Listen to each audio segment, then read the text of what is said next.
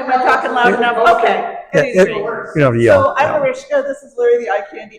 Yeah. And so we're here to talk with you today about notes.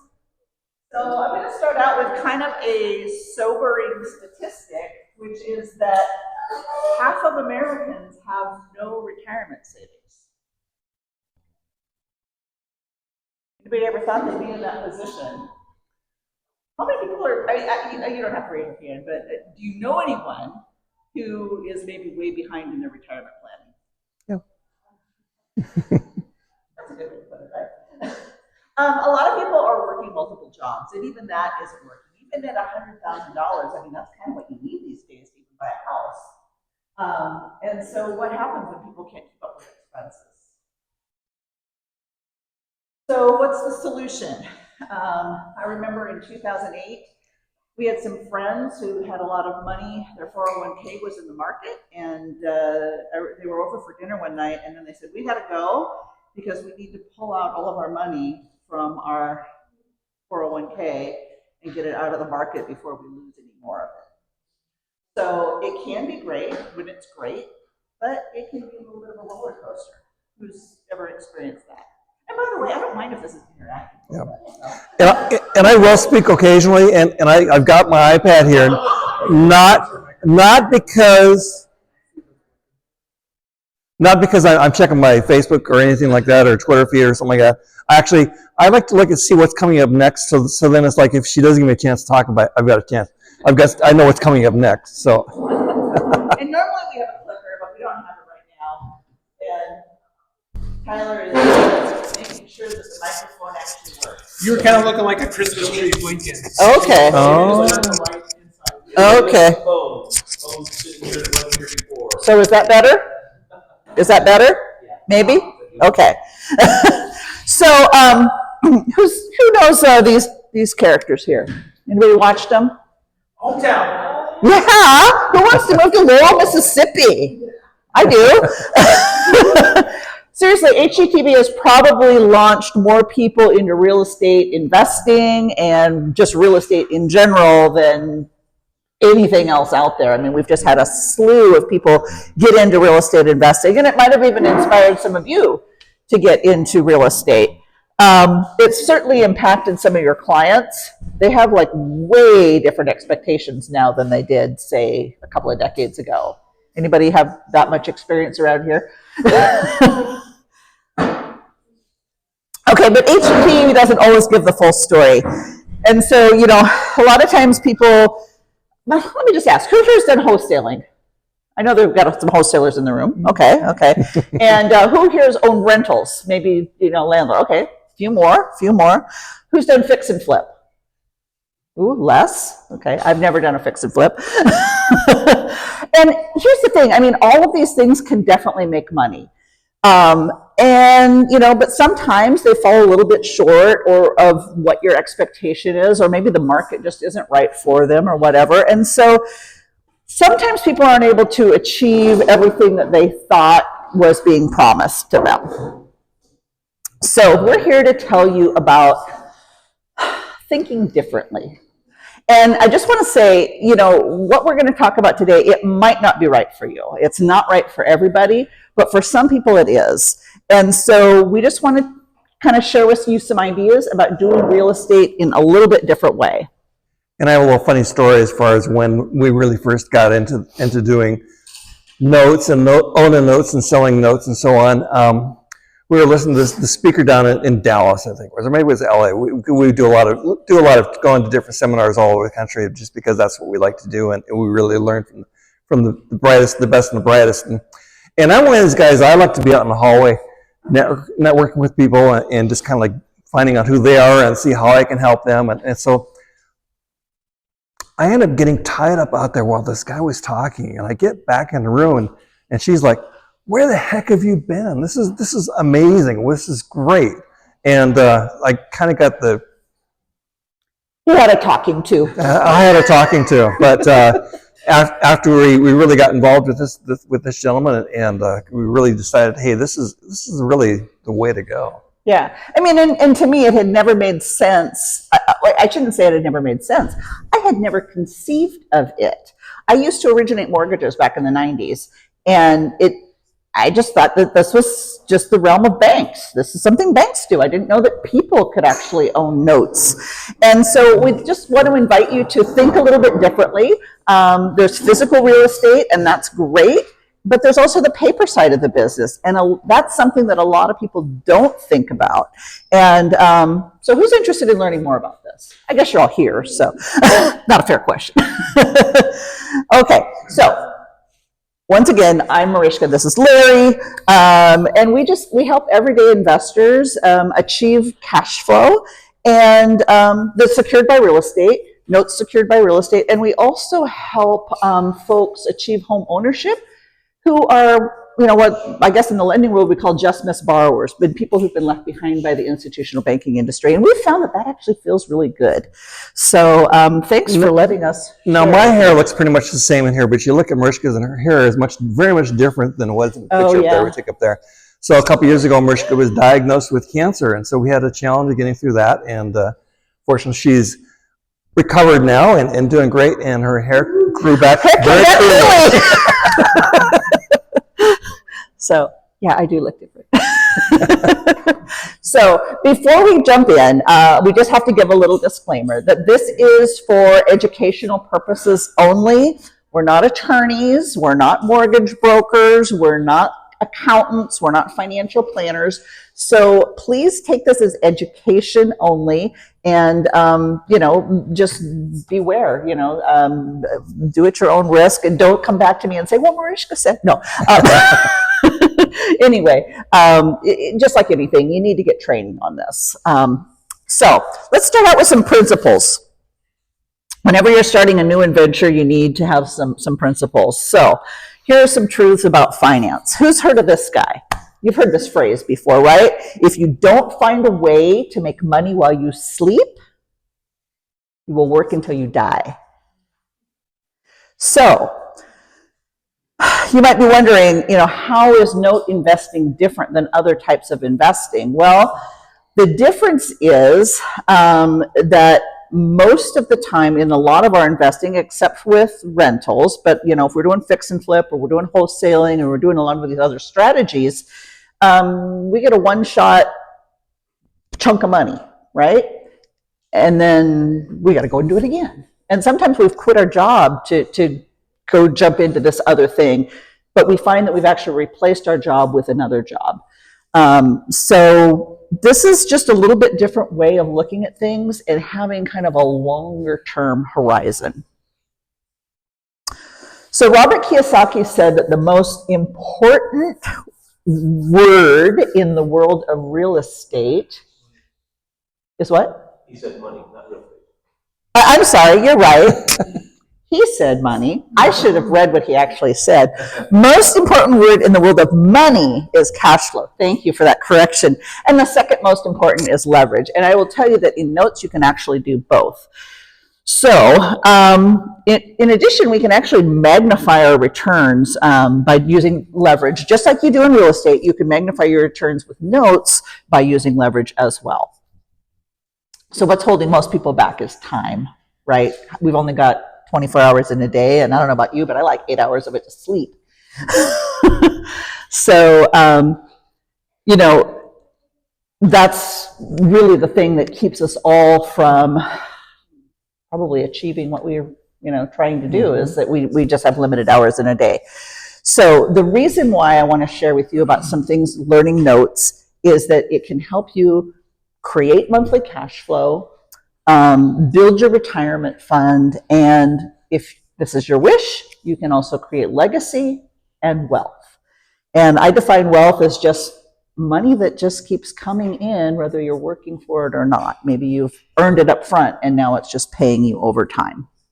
And speaking of cash flow, during those couple years that we had that were very challenging, we basically made the decision not to really go after any new business. And fortunately, between, some funds we sold a house, we kind of helped, sort of lived off that as well too. But we had the cash flow that was basically taking care of a lot of our everyday expenses, which, it was really really good. Now we're back to a point where we are ramping up again, and this is like the market for buying notes. We've been waiting for this market, and this is it. I mean, you can do notes in any market, but when we start seeing these downturns, there's going to be a lot of opportunities, and we're already starting to see them. Marishka, when you say downturn, a downturn of what?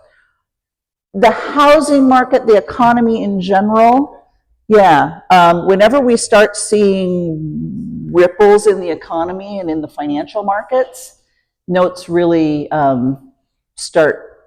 There's usually some interesting opportunities, and we're really starting to see those. So it really gives us the freedom to work from wherever you want. You might think this is a staged photo, but this literally, we like to go to Kauai, and we can bring our iPads and our laptops, and we can actually work from anywhere. Who can do that right now with their real estate? Some of you can. Okay, cool, awesome. That's excellent. So we're just going to show you a little bit different way, and maybe help you avoid some of the pitfalls so that you can, get to where you want faster. Who here likes shortcuts? I like shortcuts, thank you. Okay, so a lot of investors right now are struggling. Who's having a hard time finding good deals? Anybody? Okay. Profiting from uncertain markets. Maybe you were planning to do a BRRRR, and then interest rates went to what? 7 something, and now your exit doesn't work so well. So for those folks, notes could be a good alternative. It could be an option. So here's the thing. The time crisis really affects all levels of earning, and not just the working poor. So in the past, could you imagine needing over $100,000 to be able to buy a house? I thought the first time I earned $50,000 that I was like, I'm loaded. This is good. But that's just not the case anymore. So whenever we're starting a new endeavor, we need to have a process. And so we're going to share with you just a handful of the strategies. In real estate, there's thousands of ways to make money in real estate. There's also, I would say, probably just about as many ways to do it with notes, and maybe more so when you add all of the different, real estate classifications to it. So we're just going to show you a few of them. So the first one is buying performing notes. And the thing is, there was a few of you who do flips or who wholesale, right? Did you know you can flip a note? How cool. You can totally wholesale a note. Yes, you can. Pardon me? If I found a note, you guys would buy it? Yes. Yeah. Yes, we would. Mm-hmm. Yeah. Mm-hmm. And we've done that many times. Yeah. So what are performing notes? They're just simply notes that have a history of paying on time. They pay their taxes, they pay their insurance, they pay their monthly mortgage payment. It's a performing note. That's the definition of it. Typically, the notes we buy are nice houses and nice neighborhoods, but not always. Sometimes we've bought little dinky houses in the middle of nowhere that have a 15-year on-time pay history. It's cool. So, but the thing is that when you're buying notes, especially when you're buying notes that are with folks who are occupying the home, there's typically something that they have in addition to their actual equity is emotional equity. They care about the house, so they take care of it. So that's the one thing, like with a landlord, how many of you have, I've had tenants who took great care of my properties. But is that the general rule? It doesn't happen that often. So that's the difference. And I'll show you some examples here in a few. So when we buy an existing performing note, I guess I'm supposed to start clicking here because I don't have my little clicker. But we're talking about mortgage notes that are secured by real estate. And so they have a long term, and there's the interest rate is written on there, and there's an amortized payoff. The note includes, what are the monthly payments and everything, but generally they pay back over a long period of time, 10, 20, 30 years, what have you. Okay, there's a couple of people who are old enough to laugh. Thank you for that. So a promissory note is simply, it's an IOU. It's a promise to pay. A mortgage note is a note that is secured by real estate, and that's one of the things that makes them so powerful. And unfortunately, we have seen notes written almost on a napkin. Yeah. They're not worth a lot. They're not worth yeah. So the value of a note has a lot to do with how it's written. There's about 6 keys to how you value a note. I won't go into those right now, but at any rate. But when you buy a note, you do a lot of the work up front, and then once you board it with the loan servicer, you kind of sit back, and then the monthly payments just come in. And so then you can go and do it again, or you can go off to Italy or whatever it is you want to do. But the note's secured by a property that has a value greater than the note. So if the borrower is unable to pay you back, you have the right to take that property to make yourself whole. Oh, I guess I was supposed to click this a few times. Sorry about that. So you work one time and you get long-term cash flow. So this is a case study that I'm going to share with you. Were you going to say something, Larry? I thought you were. Oh, I actually, in regards to do the work once and then it should just basically work for you. I had a friend from high school that I haven't talked to in years. He said, Larry, I want to talk to you a little bit about notes. I've been seeing that you guys are doing well with notes and so forth. And he says, and so we kind of go back and forth, and he said, well, what are the rates? And I said, well, here's the range of rates, and it kind of depends on how passive you want to be or how much work you want to be. How much do you want to learn to do it, and so forth. And he says, well, I just want to go ahead and give you the money and have you invest it for me. And it's like, well, we don't ever really do it that way. We want to make darn sure that this person knows what they're getting into and what they're buying, because our word is good as our last note. But there is that sort of thing too, where it's like, we have some really Kirk just said, I just want to be, passive. I'm ready to spend the rest of my life with my grandkids, and that's what's important to me. So yeah. Do you have much of a premium difference? Premium as far as what the rate? They're all over the board, and we're going to talk about how we address that, because sometimes we'll buy a note that might have a really low rate that was maybe somebody just didn't know what they were doing, or they wanted to give somebody a good turn, or maybe they said this is what the market was. But we have a certain yield that we want, so we're going to talk about how we adjust for that. Great question. I love that question. So what do you do when you have a house that is in kind of crappy shape and the owner wants too much for it? Do you offer them a lower price ever, Emma? Thank you for that.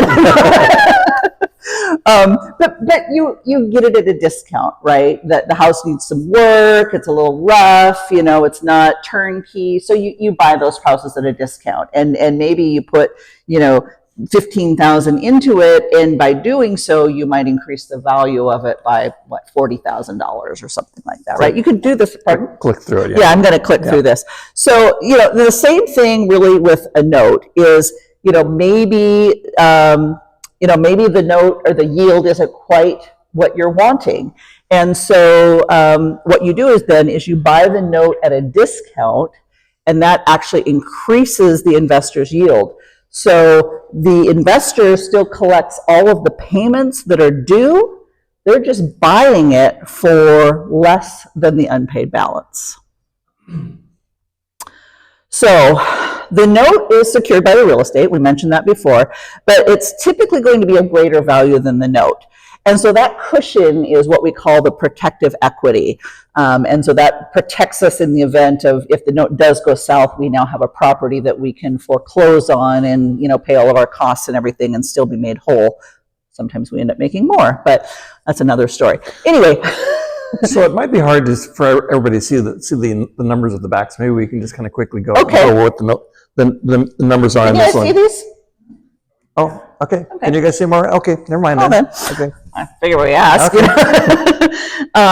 So anyway, when we buy at a discount, then we collect the monthly payments, which are the principal and interest over time.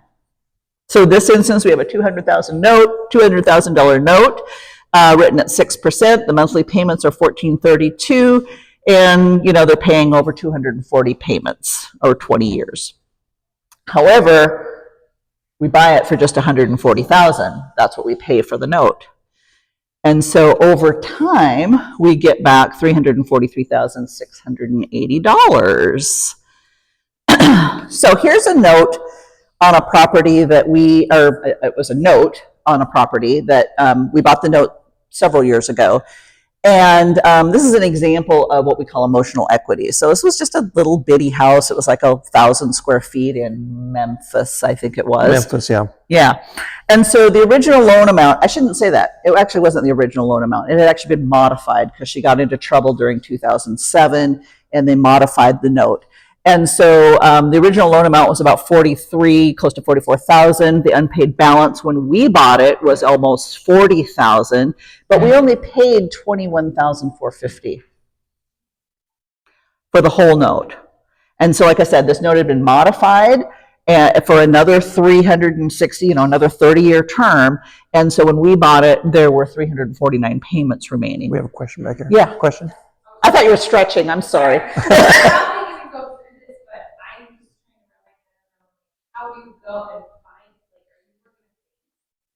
No. Yeah. So we will talk about that. That's coming up. Yep. Sometimes they are, just quickly, I will just say sometimes they have been originated by banks. In this particular one, this note was originated and then modified by Citibank, but then it was sold to a hedge fund because they wanted to get it off their books because it was a low balance note. So we'll kind of talk about that too. And then we pay cash. Mm-hmm. Yep. But there's some other ways to do it as well. So wait, there's more. So this note was written at 5%, right? But because we bought it at such a discount, we increased our yield to 11.59%.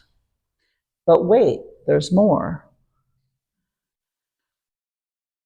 So by doing this, we increased our yield to 11.9, but then we turned around and sold what we call a partial. And a partial is basically selling a stream of income to another investor. So we had an investor friend who had a self-directed IRA, and it was just sitting there in cash. And so we sold him a partial, so a stream of income for the next 10 years for $17,900. So let's see, we bought it for $21,500. We sold 10 years for $17,900. He got a yield of 7.74. Who, by the way, would like to earn 7.74 in their self-directed IRA that's sitting in cash? Anyone? Okay, there's a few of you. Yeah. Pardon? Qualified in cash? If it's sitting in cash, yeah. If you've got it invested, that's awesome. But you guys have no idea how many. I mean, we're friends with some folks at Quest Trust Company and some of the IRA companies. There's billions of dollars sitting in cash in people's self-directed funds right now. It's crazy. Anyway, so when that note eventually comes back to us, so it's been paying out now for several years, but after 10 full years, it will come back to us, and there'll be 205 payments remaining. And it's not a lot. It's $214 a month, but $44,000 in change on a $3,000 investment. Who's okay with that? So I want to go back to your question real quick, because this is one of those ones where it's like the majority of the houses that we bought notes on, actually all of the houses we bought notes on, we've never seen them. Oh, that's not true. We've seen a couple. Okay, we've seen a couple. Okay, all right. But sometimes it's kind of like sleuthing. It's like when you find a house and they really, it's like 4 bedrooms, and when it's listed at 3, it's like, well, geez, there's some more value here. And that's the same thing. We're looking through the paperwork. And we're saying, okay, well, geez, there was some paperwork. We found some golden nuggets. We found some golden nuggets on this particular property. I forgot about that. Yeah, and it's real exciting when you see that. It's like, well, other people are passing by this particular note because it's like, well, numbers didn't look that good to them, but it looked great to us because of what we found. I'll tell you what we found. Who knows what an arrearage account is? You do. Okay. An arrearage account basically is, do you want to explain it? Okay. So an arrearage account basically means there was an amount that was in arrears, okay? When they modified that loan, they took that arrearage amount tacked it back on the end. She's not paying on that right now, but it's not really a second lien, but it's almost like a second lien. When she pays off her 30-year mortgage, she still has this arrearage account, or if she sells it, she still has this arrearage account. So I forgot, we have an additional 17,000 and something that was in the arrearage account. So arrearage account is like debt. it's a debt. Yeah. But it was buried in the paperwork. It's not something you see on title. It was just buried in the note in the modification paperwork. There's a ton of people that don't realize that they have that either. I know. What happens is on your mortgage statement, It doesn't show up. So that when you go over a payoff finance, that's extra $40,000. Yeah, it's your arrearage account. That a lot of people don't Realize. Assumption that money was Forgiven or something. Yeah. I just did one. It was $40,000. Yeah. Yeah, for sure. So that made the deal. That made it even sweeter. Yeah, I totally forgot about that until Larry just reminded me just now. So I was happy with making, whatever we were making on $3,000, but now there's an additional amount. So, oops, I guess bad me. You just had more payments that had to be made To us. because of that. Yep, exactly. And here's the thing, we're always going to work with people. I mean, we're not going to demand that she pay it in full at the end. We'll figure something out, or if she falls into hard times, we're going to work with her as well, but that's just how we are. So let's just break this down with another example here. So this house was valued at $130,000. Excuse me. The note or mortgage against the house has a balance of 57.5, so that's about 44% loan to value.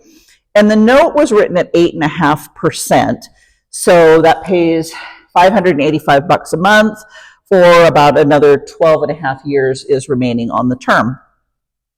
So if you buy this note at a discount, let's just say we invest $46,000 for a note balance of $57.5.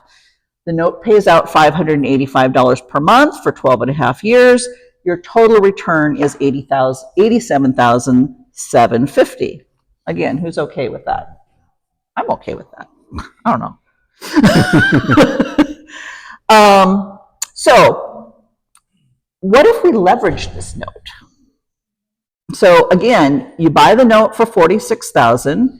It's secured by a property worth $130,000. And remember, you've got that protective equity there. That lowers your risk. Every time a borrower makes a payment on their mortgage, the lender's position is strengthened.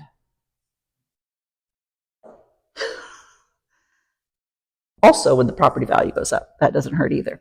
But now let's just say you want some cash. I bought this note and it's like, shoot, now I've got all my money tied up in this note. What do? I want to go on a trip, or something. What can I do? Well, you can sell a partial. You can sell some of those payments and for that income stream to get the cash that you need. And so that's selling a partial.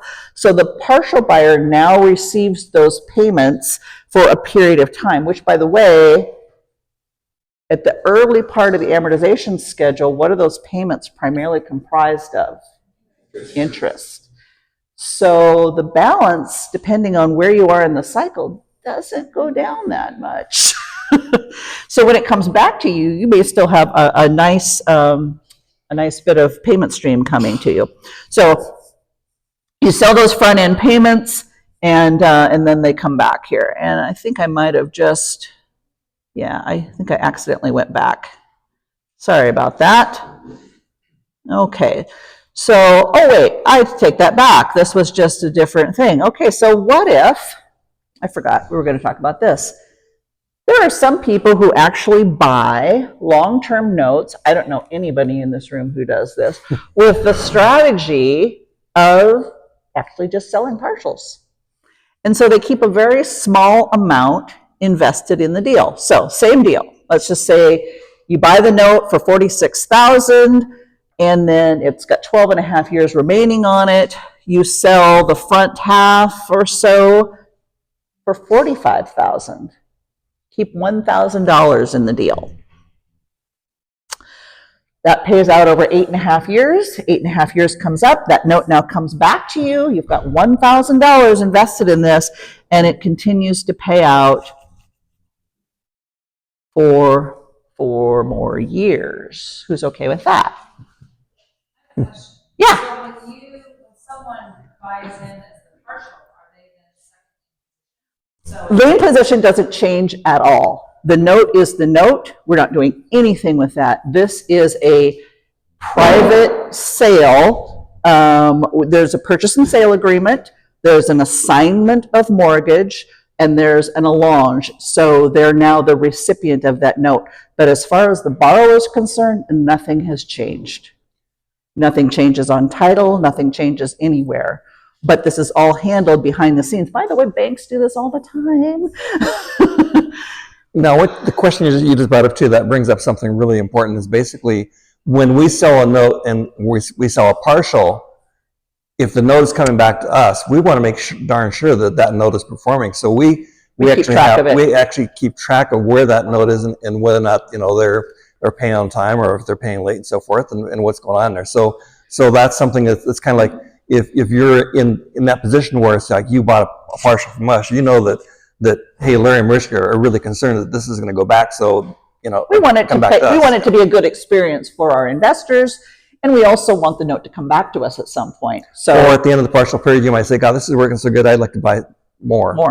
So. Yeah. You primary and secondary notes. There are people who buy second position notes. Again, just like I don't flip houses, it's just not a field that I play in, but there's people who do it, and it's just a different type of strategy. It's kind of more of a volume thing, so they buy them at deep discounts, and some of them pay huge dividends, and some of them don't at all. So. are you just buying from banks? No. Or from private investors who So, feel that they want out? generally speaking, we either buy it from private sellers, so people who have carried back financing on a note, and they don't even know many times that they can sell their note for cash. We also buy them indirectly from banks. So banks will periodically bundle notes and sell a tape. They'll sell a pool of notes for various reasons. They just no longer fit their criteria. They're low balance. They're maybe they're just needing to raise money for something, but they will bundle these tapes up in these pools of notes. They will sell them to a hedge fund. Sometimes they'll go through a couple of different hedge funds because maybe this hedge fund only wants properties in major metropolitan areas of 300,000 people or more, and these ones on the outskirts they don't want, or whatever. So they're good notes still. They just don't meet their criteria, and so then they're available for one-off purchase for folks like us. Good questions. Yeah. No apologies. Okay, do you have like a team behind you as far as who's someone sending out statements to these? Oh, I love that. Yes. Yeah. Yes. We like to outsource everything. And it also improves the value of our note, and it improves the experience for everybody. So we use third-party servicing companies. It's like an escrow account, but they specifically just deal with handling notes for note investors. And so they monitor the notes, they do the collections, if escrow is included, they handle the escrow disbursements. If there's more than one person who's supposed to be getting money, they send those disbursements out. So there's a fee. It's like, anywhere between, on the low end of about $20 a month. We generally pay about $40 a month. There's some places that are a little higher, but they're also a little higher service. So yeah, but if it's a performing note, it's not a huge amount. Less than you'd probably pay for most property management. So you have more on the slide. Huh? You have more on the slide. Yep. I'm sorry? That's a good comparison. Yeah. Okay, so here's your passive investor. We sold $45,000 to them. They're getting monthly payments of $585 for 8.5 years. And then my IRA, after waiting for 8.5 years, because what am I going to do with my IRA? I can't access it anyway. But that's going to come back to me and pay me for 4 years. They're getting 7% per year, and I don't know what my yield is. I have no idea. It's very high. You say very high because you sold $45,000 of your $46,000 investment. So you got that money plus the interest you got in the last 4 years. Yeah, I have no idea and I don't care. Yeah. I'm not the engineering type who needs to figure it out. So, you see what I'm talking about when I say you can skyrocket your cash flow if you know some of these little tricks. By the way, that was the title of our talk, so you see what I did there? We're just going to give you, we've been giving you a little taste of what's possible with notes. Because if you didn't know about this, well, you might have to settle for some other things that might not be as profitable. So another thing we can do, and that we've done and that we enjoy doing, is creating private notes. So let's just say you're a landlord. By the way, if we have any landlords in the room, pay attention here. Who are my landlords again? I know Sean and, okay, we got a few of them. Okay, good. Okay, so right now, in most areas around the country, it's cheaper to rent than it is to buy. Would you agree? Except in the Midwest, maybe, but even then, that's questionable. So the plots here in blue show that where it was more expensive to own than to rent. So in the early, 2000s up until the crash, and then for a few years it was cheaper to own than it was to rent. So if you weren't freaked out by the crash, you were gobbling up properties, right? Because it was a lot cheaper then. And now it's gone the other way again. And I always have to double look at this graph here because they've got where it says in red there. Yeah, it says cheaper to own than rent, and they need it for this. So it's the red where it's cheaper to own than rent. But yeah. Yeah. So this, excuse me, I got to get some water here. That's saying that for most of that time period, it's better to be a renter. Well, I'm not going to say it's better to be a renter, but it is less expensive to be a renter. Initially, yeah. Over time, appreciation takes care of those things, right? Yeah. So, okay, so this means for some landlords, again, not every situation, but in many situations, you can make considerably more money and have way less hassles by selling your property with financing than renting it out. Now, on average, that's about, and this is across the country, and we have a lot of data that we've been able to draw from Note School and Note Investing Tools and some other folks who track these things. It's about $1,000 per property. So we all know it's pretty hard to buy a cash flowing rental property. So here we have, let's just say the rent's $2,000. Is that about average around here? Pretty close? Yeah. And so you've got your rental income, and then if you were to sell or finance it, you actually can make about $1,000 more. Why is that true? Well, what do you have when you're a landlord? Maintenance, taxes, that ends up, yeah. Vacancies. Blood, sweat, and tears. You can't, priceless. You cannot put a price on that. But on average, that comes out to about 50% of your income. That's if you own it outright. So if you were to sell that same house with seller financing at non-QM rates, or maybe today's rates, who knows? You can seller finance that, and so that loan plus escrow is going to be about $3,000. So your net income is going to jump up from $1,000 to about $2,300 a month. You used an acronym, non-QM. Oh, I'm sorry. Non-qualified mortgage loan. So something that's kind of outside of the best rates. Is that a good way to describe it? Yeah.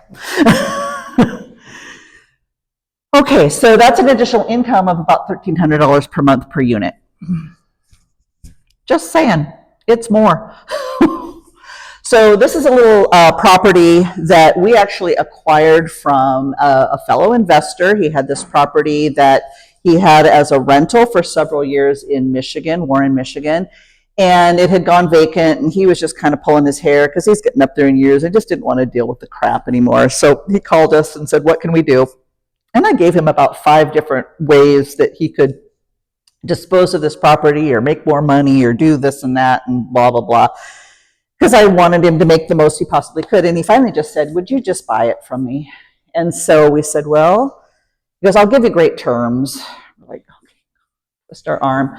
So he sold it to us for $90,000. So this is actually, sometimes you have deals where it's like, man, this was a fun deal, just putting it together and the way it feels and everything else. This was really probably one of those deals that we've had over our career that was like, it's just been a lot of fun. And can I take over from here? Sure. Okay. So Dave said, why don't you just buy it from us? And it's like, well, sure, Dave, you could do this and we could help you set it up if you want. I was like, no, I just want to get out of this house. So we gave him we bought it from him for $90,000. We put about $10,000 into it, and this is in Michigan, so $10,000 there goes a lot further than it does here. And we got all new floors all the way through, all new paint, some fixtures and so forth. Yes.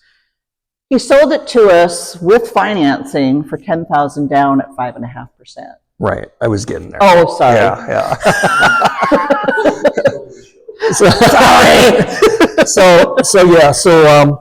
So then I'm gonna not even look at the slide here and just do it from memory. We were in McCall on vacation, and we're like, after we'd got this house all fixed up and so forth, and we had a painter that was sending us pictures, and a flooring guy that was sending us flooring pictures and so forth, and as they worked on it, and this was a referral as far as like, these guys were referrals from a friend of ours. Actually, we've got about 5 people that are boots on the ground in Detroit that are within an hour of this property and several other properties we've done there before.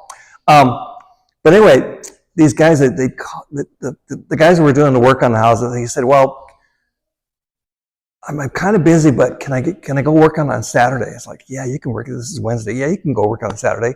So we got the house fixed up, put about $10,000 into it, and then we're saying, okay, what are we gonna do with it next? We decided we're gonna lease option it. We're in McCall. I had advertised the house on Facebook Marketplace, Zillow, and God, we got all kinds of calls on this because we were offering a lease option on it. Okay, we ended up we found a great couple and the couple of young kids that they've got that moved into the house. We qualified them. I don't know if we want to go into it, but they were actually qualified for a VA loan, but there was a problem with their VA loan, and so they said, well, geez, we need to find a house we can move into now. So they ended up putting $15,000 down on the house. So you're looking at, we covered our down payment, and I financed it 9.5% for 30 years. Yep. And did I hear a wow? And these people, they love the house. So, we've never seen the house. I've seen a lot of pictures of it, and I we've done Zoom calls with the buyers. Yeah, but we've never met them. And so we qualified them, of course, very, very well because our idea is that basically we haven't sold this note yet, have we? We haven't sold. No, yes. Oh yeah, we did. I'm sorry, we have sold this note. Yeah, we did. Yeah, but our idea, any note that we create, we want to make sure that this is the best note possible, and so we went through the RMLO and everything else, which is residential loan mortgage loan originator. Yeah, right. And and we love the people who live in the house. It's just a really cool deal. Yeah. There you go. So, I'll let you take over. Can I get you to simplify? You're doing order financing arbitrage, right? Yes. You bought it. You bought it from the owner at 5% or whatever. Yep. You sold it at a higher price. Higher price. 5%. Uh-huh. You're still paying the first guy. Yep. Mm-hmm. Okay, it's order financing arbitrage, right? Owner financing arbitrage. But wait, there's more, and I didn't even put this in there. Then we ended up selling a partial to somebody because she had some money that she wanted to place. So for that remaining amount that was over, we said, well, this is the only thing we have right now. She goes, that's okay. You've been talking about that house. That's the one I want. I'm like, okay. So yeah, there was more. How much did you have to put down on the 90,000? 10,000. 10,000. Uh-huh. So when you got the 15,000, you had to give them the 10. We'd already given them the 10 when we bought Or it. I mean, the 15,000, did that go to them? So when we bought the house, we paid the owners $10,000, and then he carried back financing. It took us a couple months to get the house fixed up and then loaded. And so then when they gave us 15,000, hit Pocket National Bank. Question. Yes. He obviously didn't have a due on sale clause. We did not have a due on sale clause. Those are not required. Right. And by the way, I will also say, although due on sale clauses are in almost every conventional mortgage you will ever find out there, that gives the lender the right but not the obligation to call it due. But in this particular one, he didn't. He knows us, and we've done a lot of business together, and he didn't care. So he knows we're good for it, and it's still secured. Why would that couple buy it? Well, that's a good question. So because they were monthly payment buyers. In this price point, 9.5% is not crazy because it doesn't change the monthly payment that much. When you get up into the 400,000s, 9.5 starts changing the payment quite a bit. But they were used to renting. This was less than rent. This was less than rent in Michigan.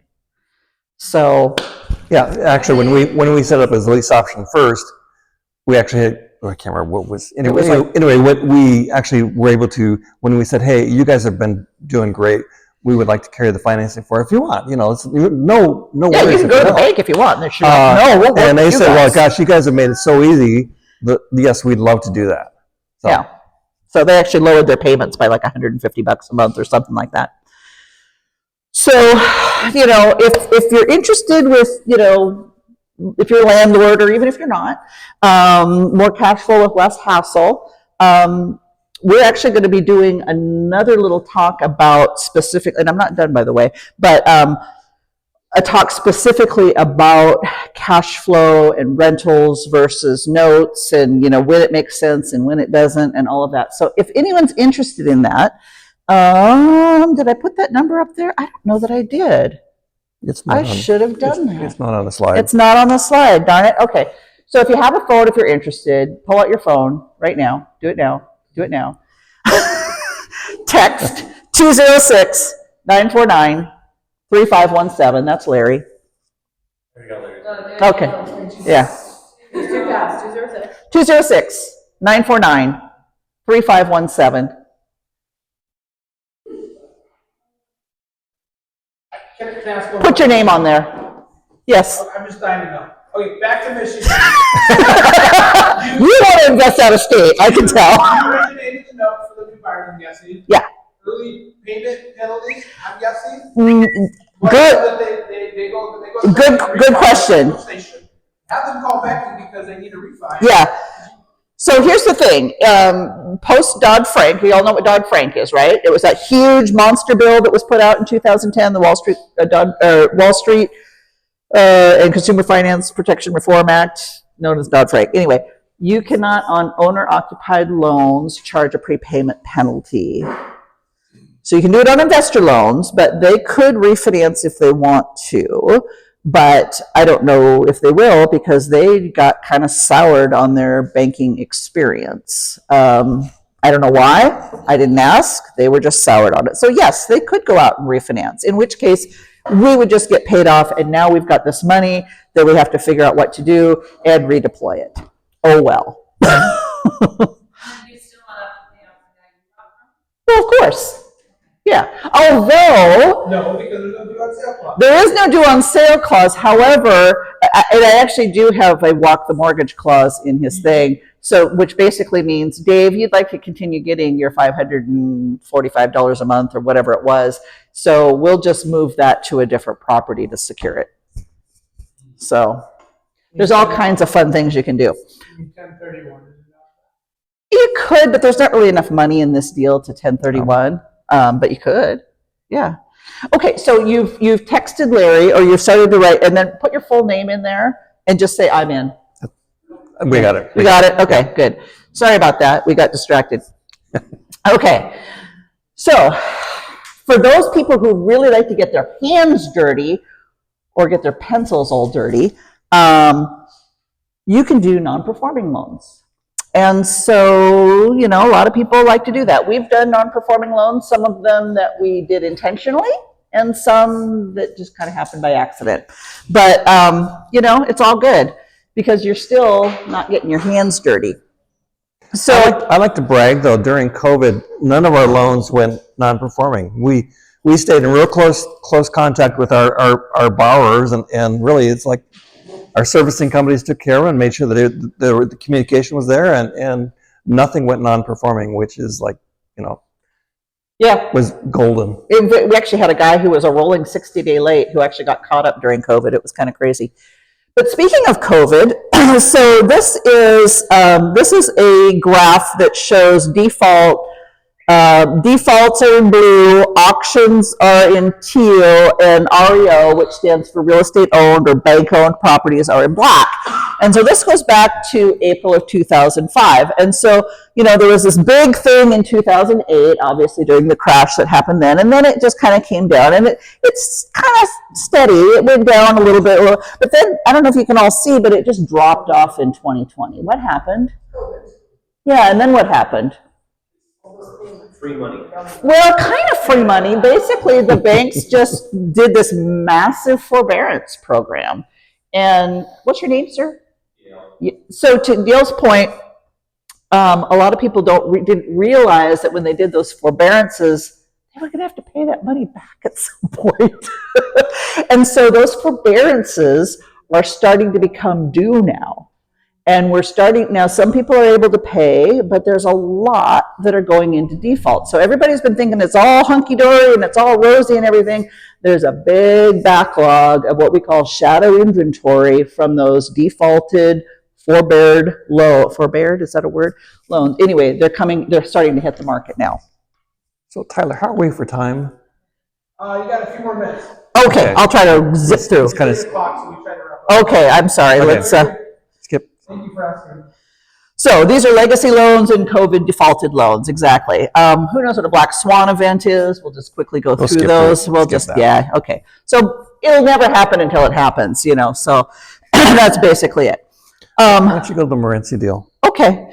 Well, I was just going to say real quickly that with non-performing loans, like, and the program that, so normally when you do a non-performing loan, you got to kind of get your hands dirty or get your pencil dirty. There's a lot of work that's involved with that. Jay is a fellow Notes, we're students of Notes School. Jay is a fellow student of Notes School, and there's this program that is available now that wasn't when we got started, that's called a Done For You program, where basically you just put up the money, they handle everything, and you just wait for it to be sold at foreclosure auction or take the property back or what have you. And so that's what Jay did. He bought this defaulted note that was in Indiana. The house was worth about $145,000, and the legal collectible balance was $85,000. His total purchase plus his fees for the Done For You program was $57,500.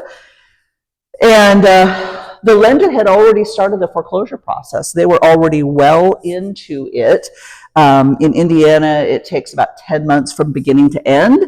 And so they had started it when Jay bought it. They were about 8 months in. So he just had to wait a couple of months before he got the payoff. Went to foreclosure auction, and he got the payoff of $85,000 and change. So not a bad return on 2 months' time. Whoever bought it at foreclosure auction paid it off, and Jay got his money back plus $30,000. Not bad. Not bad. So who'd look and do a deal like that?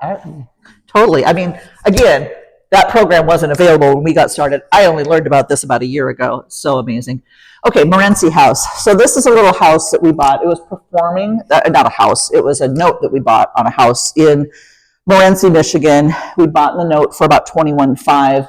They paid on it for about a year, but then life happened. They had a bunch of really tragic situations, and we would totally have worked with them, but they ended up moving out of the house.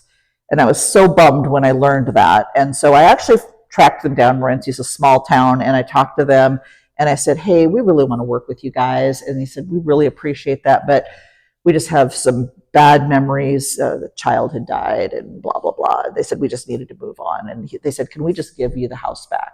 And we're like, okay. So we did what's called a deed in lieu. The house at that point was worth about $40,000, but we bought the note for $21,500.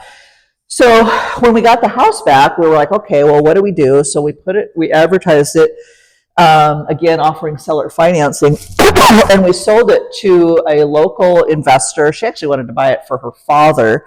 And so we sold it to her for $48,000 at 9%. She gave us about $8,000 down payment. Remember, we'd only bought it for $21,500. And so anyway, her dad lived in the house for several years until he had to move into assisted living, and then she sold this house for about $145,000, paid us off, and it was all good to go. So what's your why? For us, we like to travel, we like to bicycle, we like to help people achieve home ownership. These are some folks who bought a property from us, and they were so excited they posted it on Facebook. We have these cute little grandkids now. And so, what would you do if you had the cash flow? Whoops, I was just going to say, let's see, preparation. So what's next? If you're interested, if you think that this is something you would like to explore and learn a little bit more about, there is some preparation. How do you get started in notes? Well, you need to prepare. You have to learn some of the different strategies. You have to figure out what's going to be right for you. So we'd like to introduce you to our friend, our mentor, Eddie Speed. He is the founder of Note School. He's done over 50,000 notes, over $3 billion in volume, about 6,000 deals in the last 3 years, I think it is. And he's got about 2,000 mentoring students that he's helped over the years. So we're going to share with you some insider secrets. This is a tape that he bought just recently. And so this is what we call an insider deal. This tape had about 40 notes. I know you can't read these here, but they bought 5. What should I say? They hung on to 5, and then they wholesaled 2 of them.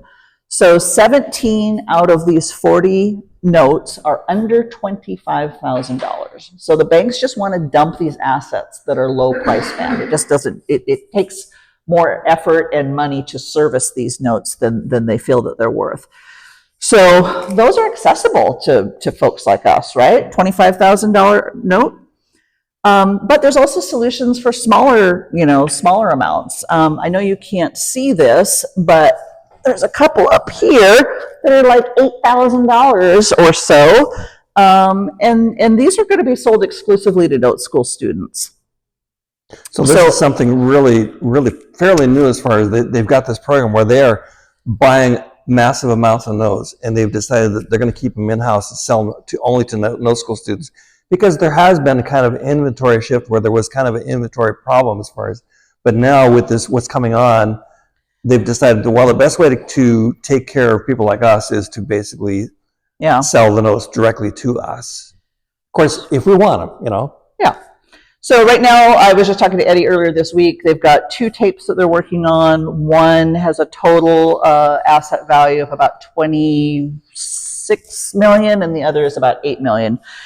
And most of those note values are somewhere between 80 and 100,000, but there are some lower balance ones as well. And like Larry said, those will be sold exclusively to Note School students. What do you pay a month for?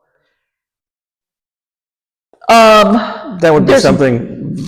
Yeah, We can talk offline about that. Yeah, for sure. And they have different levels of programs as well.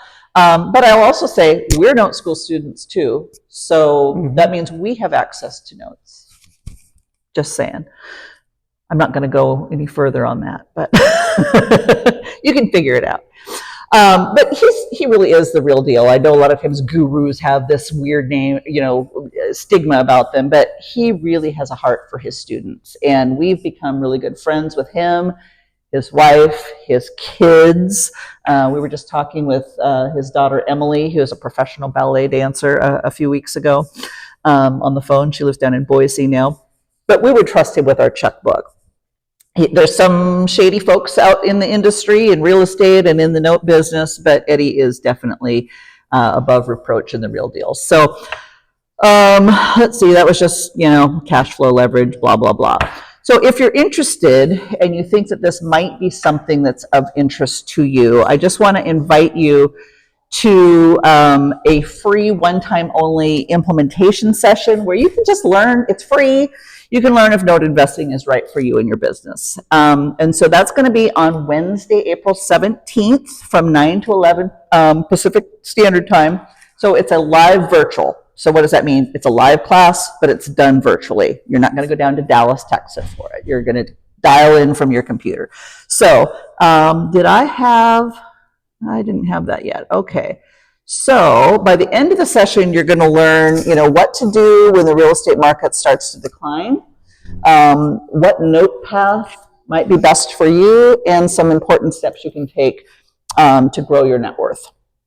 So there's going to be some free gifts. There's some different process maps for different pathways that you might take in the note space. There's a book, Ask. It's like every question a note investor might ask. He decided to take all of those questions and create a book out of it. And so it's actually a really cool thing. This is a partial calculator. This is something we use daily in our business. And so that would also be a free gift to you just for attending this free masterclass.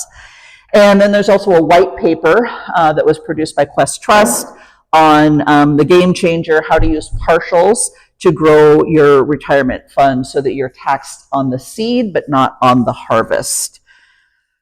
So a few options. Don't have to do a thing. You can just stay where you are. That's fine. You can figure everything out on your own. That's okay too. Or you could attend next Wednesday and see if the strategy makes sense for you. So if you'd like to start getting money on your phone, go ahead and take a picture if you're interested, or you can just type this in. Take a picture, actually. So this is a QR code that'll just take you directly to the registration page. So if you don't know how to use it, you'll know how to use QR codes, right? Okay. And then grab a picture of the slide as well, because the URL, just in case you have problems, is there. And that is all. Any questions? Additional questions? You guys have been amazing. Are we good for time? Are we good for time? No. No, we're probably not. Questions? Quick questions. We have 3 minutes. 3. Hit me.